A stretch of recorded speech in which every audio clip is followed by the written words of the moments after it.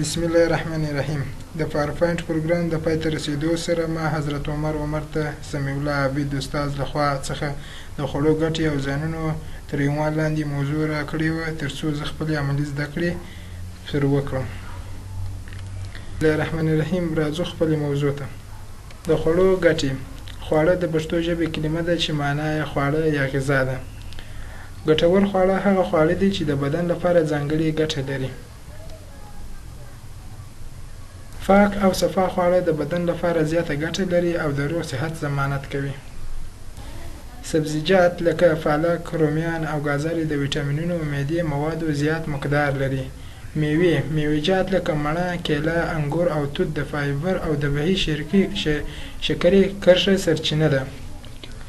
میوه‌جات لکه میوه، کیله، انګور او توت د فایبر او طبیعي شکرې سرچینه ده. غوښه او ماهی پروټین لرونکي لکه چرګ، غنم او د سمندر ماهی د عضلاتو لپاره مهم د بدن او د معافیت سیستم پیاوړی کوي. زیانمن خواړه هغه خواړه دي چې د انسان صحت ته زیان رسوي او د اوږدمهالې ناروغۍ سبب کیږي. روغتیايي خطرات. د زیانمنو خوړو پر استعمال باندې مو کېدای شي د ناروغیو سبب شي، د زړه ناروغي، شکره، د وینې فشار. بسکوټونه او کیکونه که څه هم د خوړو خوند لري خو د اضافي شکر او چربي له امله روغتیا ته زیان رسوي.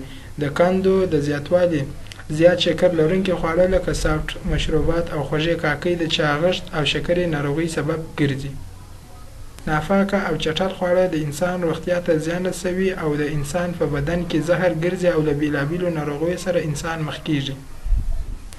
د مالګې زیات مقدار سره خوراک. ډیر مالګه د وینې فشار لوړیږي او وروسته د زړه د ناروغیو د خطر زیاتوي. زیانمن خواړه. موږ باید کوشش وکړو چې د چټلو او ناپاکو خوړو څخه ځان وژغورو ترڅو زموږ د ناروغۍ سبب نشي.